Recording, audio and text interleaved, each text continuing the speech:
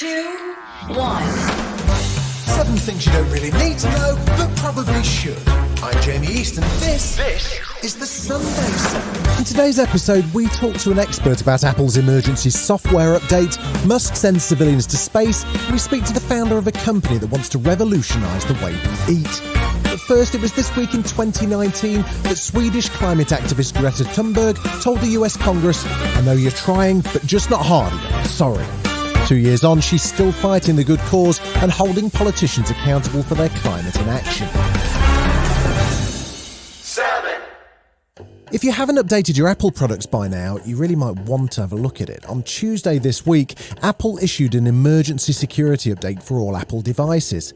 This critical software patch fixes a major security vulnerability after researchers found spyware could exploit it to hack directly into iPhones and other Apple devices without so much as a single click from the user. Yep, that's just as scary as it sounds. The malware was first found on the phone of an unidentified Saudi activist by the Canadian internet security watchdog Citizen Lab, and it's the first time this type of zero-click exploit has been caught and analysed.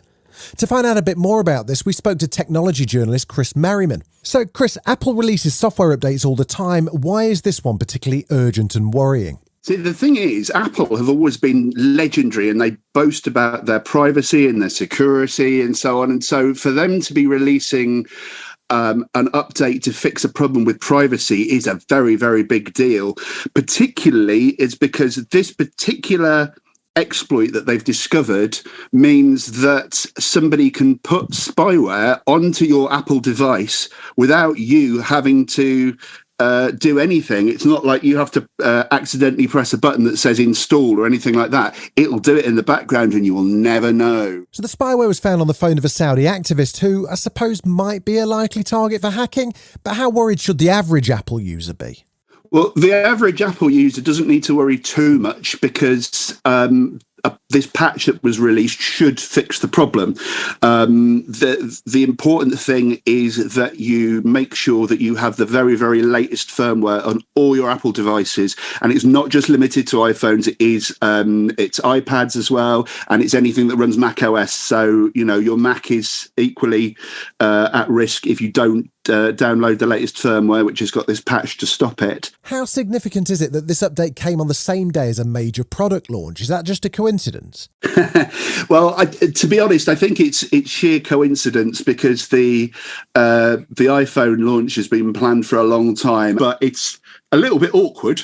If there are some listeners, and hello mum, I'm talking to you, who are yet to update their devices, what message would you want to get across to them? Please, please, please, please do it. And it should be best practice anyway. I know it's a faff when you get messages saying that security updates need to be installed, but it is really, really important. When somebody releases a patch like this, then it is for a reason, because people are using that exploit now.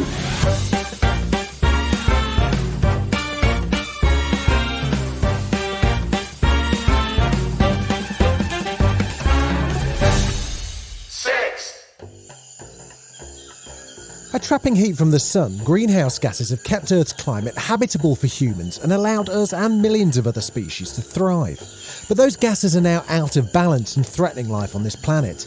Extra carbon dioxide traps more thermal energy in the atmosphere, causing the planet to become warmer than it would be naturally, causing far-ranging environmental and health effects.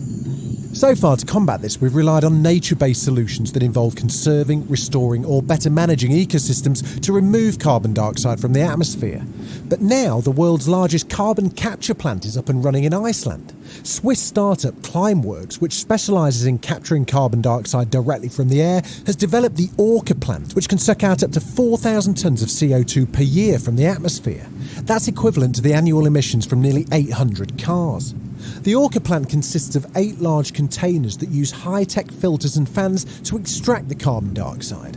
This is then mixed with water and pumped deep underground where it'll turn into rock and, well, hopefully stay there. CEO and co-founder Jan Versbacher spoke to Reuters about the plant now that it's up and running. If we want to remove something like 10 billions of tons of CO2 from the air every year, mid of the century, nature-based solutions will very likely not be sufficient. So basically the other solution is doing it with technical. There are a few other methods, but the other big option is technological solutions such as direct air capture and storage, and that's where really what we are building comes into play and will play, I'm convinced of that, a vital role and an important role in order to reach climate targets. Now, as ingenious as this solution sounds, not everyone is 100% on board. The 4,000 tonnes of carbon it will suck up is just a drop in the ocean, as some 40 billion tonnes of carbon are now released into the atmosphere every year.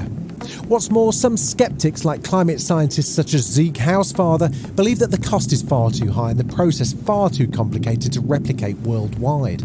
And we certainly should not see it as an alternative to cutting our emissions when we can. So there's no magic bullet for climate change. There's only magic buckshot. It's thousands of different solutions working together that's going to solve the problem. Still to come on the Sunday 7, SpaceX launches the world's first amateur astronaut crew, and if you're accident prone, meditation could help you make fewer mistakes.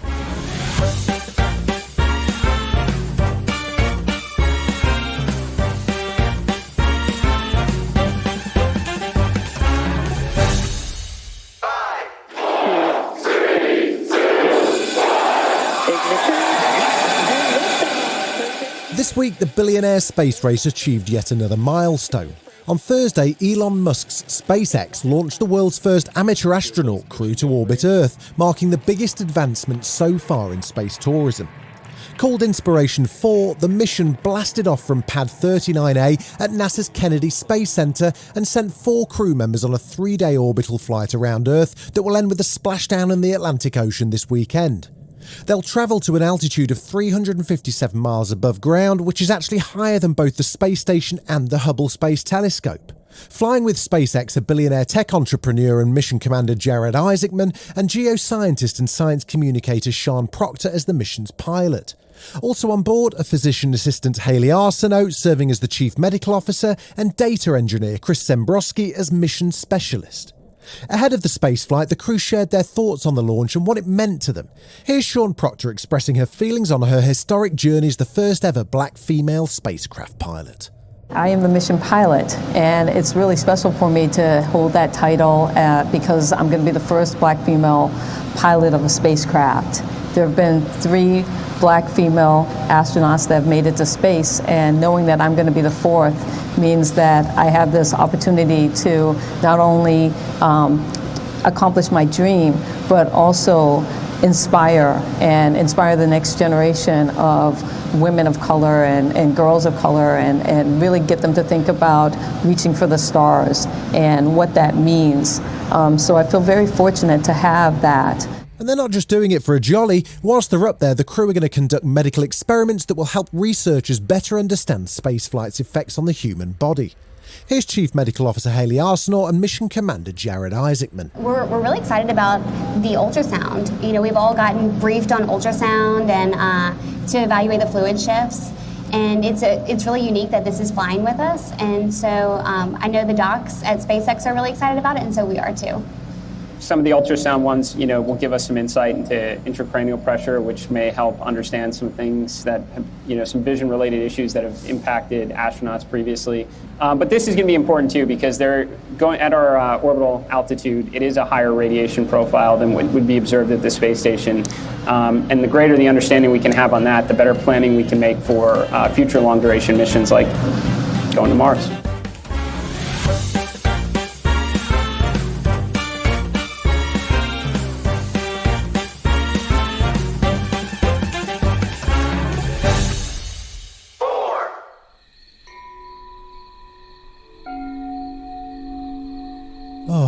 Meditation. It's an ancient practice with deep spiritual and religious significance. Thought to have originated in India several thousand years ago, it's only in recent decades that it's gained popularity in the West.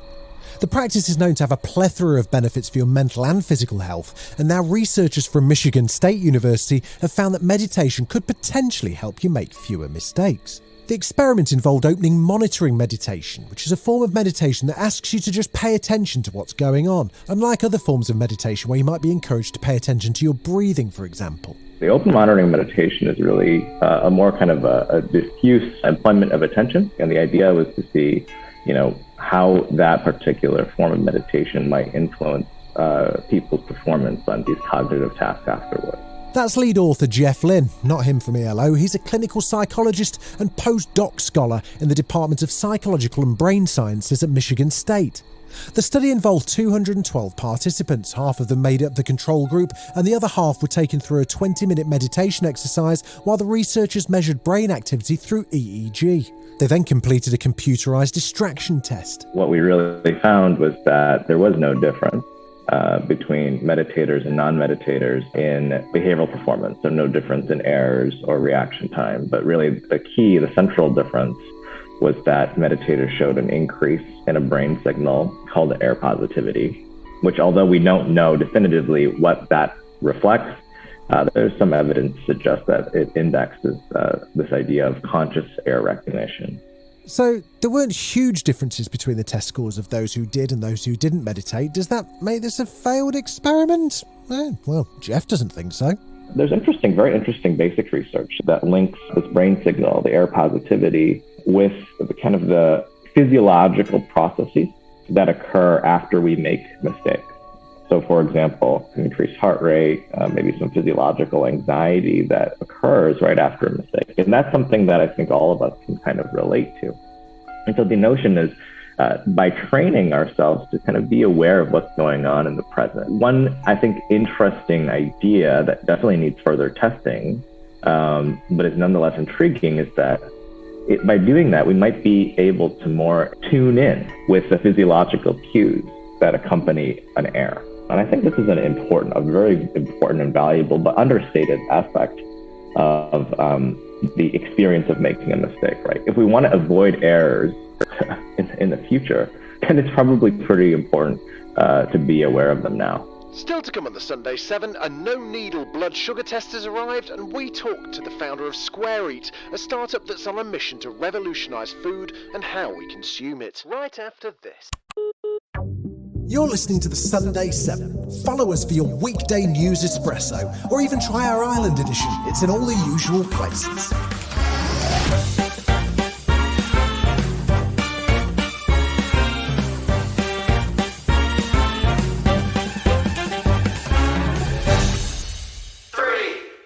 The world's first needle-free diabetes test has been developed, and it's been labelled as the holy grail of blood sugar testing.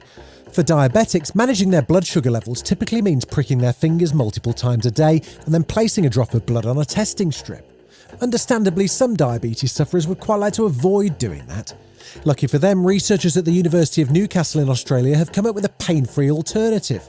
Here's Paul Dastor, the lead researcher, explaining the process to ABC's Fran Kelly. Yeah, so what we've done is we've been able to develop sensors that we can print using electronic inks that can detect glucose at concentrations that are 100 times lower than the glucose is in your blood. And that's important because glucose is in your saliva, it follows your blood glucose concentration, but of course it's at that very low concentration, 100 times lower. And because the electronic materials are inks, the cost of these tests can be kept really low. But if glucose levels are 100 times lower in saliva than in blood, how on earth does this work? What we're able to do is, because these inks are all based on carbon, and biomolecules, things like enzymes, are also based on carbon, we've been able to stir them directly into the transistor ink and then use that right at the point where the transistor is most sensitive. And so we embed, for example, in this case, an enzyme for glucose right in the transistor structure, and that's how we get that amazing sensitivity. Because of this method, the researchers could even embed other types of enzymes, allowing them to test for other types of diseases. They're already working with Harvard University on a test for COVID-19 using the same technology, and have also begun looking at sensors for other biomarkers for things like cancer, hormones and allergies. It's so exciting because it is a platform technology. In fact, we've yet to find a biomolecule we can't put into the structure.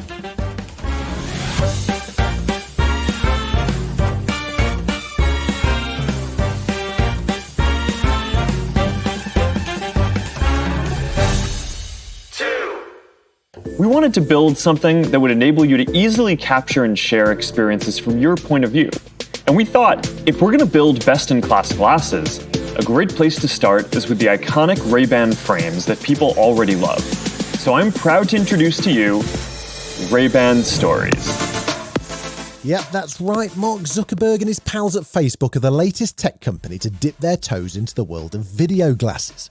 Last week, the social media giant unveiled what they called Ray-Ban Stories, a collaboration with the luxury eyewear brand.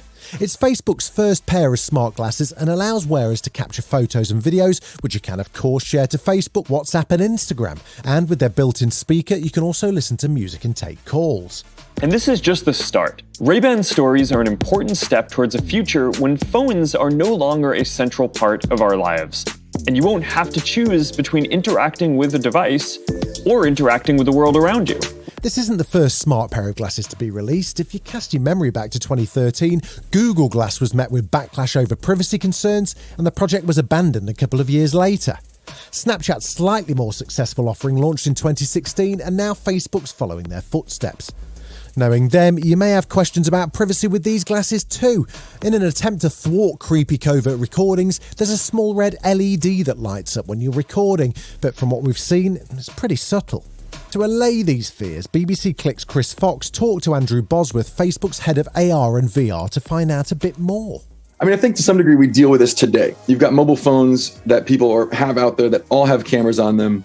And so there is a degree to which our goal was to be, at least more overt than what people are doing today with their phones. And I think we've achieved that goal. If you have your phone out, you could be taking pictures. There's really no way for bystanders to know that you're doing that. And people are known to have their phones out. So I think the glasses are, we think, quite a bit more overt than that. You have the LED, you also have an audio sound, and you also have to take an explicit action. So I either have to move my hand to my temple and press the button, or I have to use my voice to say, take a picture if I've enabled that feature.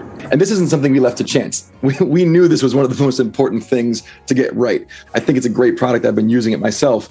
But it is like the first in a series of products that give people more functionality and more capability through a pair of glasses.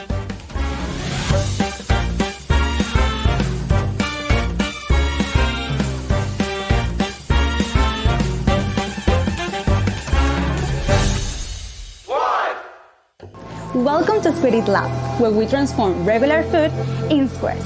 Let's go. Oh yes, you heard that exactly right. There's a company on a mission to transform the face of food into squares.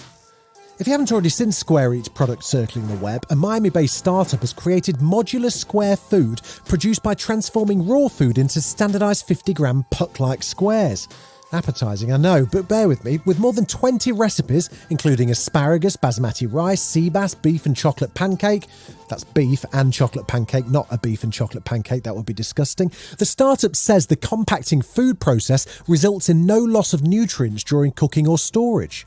Despite their, frankly, quite dull appearance, co-founder Maria Laura Vacaflores assures us that the squares are actually 100% real food. Like our chicken square is 90% chicken breast, and the other 5% is the spices like rosemary or salt, pepper. There's nothing. You can give it to like any person, any age, woman, man, kid. Now that you know that the squares are actually food, your next question might still be, why on earth does this product exist? But bear with, the idea first came about from another founder, Paolo, who struggled to find convenient, healthy food on the go. After trying all the meal plans and still feeling unsatisfied, Square Eat was born. Okay, and the square shape? We strongly believe that the square is an attractive and futuristic shape that communicates exactly the soul of our project. So we want to revolutionize the ready-to-eat meal plan by giving a customer something that they never tried before. It's obvious when you think about it, but the shape also has a lot to do with logistics. We think that the square shape is going to help us to run a mass production while keeping minimum staff on site. You might now be wondering, how do they get regular looking food into those tiny looking squares? We achieve our square shape thanks to our innovative cooking methods based on low temperature cooking and thermal shocking. That's when food is reduced to very low temperatures in a very short amount of time. This helps minimise bacteria growth and helps with their unique shapes. But now for the crucial question. What on earth does it taste like? The sweet potato and the chicken are my favorites. And the quinoa. Oh my God, I love the quinoa. They are pretty similar to the real ones, but I will say it's more like a soft, tender. The veggies are like a very delicate patty, Okay, they will have a different maybe texture from the real broccoli, of course, but that's what people like it because, oh my God, I don't like the broccoli texture and I don't know how it looks and I don't know how it tastes. For the Square Eat team, this is the future of food. But if you're on the sceptical side of things, Maria Laura has a message for you. Before giving an opinion, you should try it. This has been the Sunday 7. Wherever you're listening, do us a favour and hit the follow button. We'll be back tomorrow at 7 a.m. with the regular Smart 7. Have a great rest of your weekend. Written, produced and published by Daft Doris.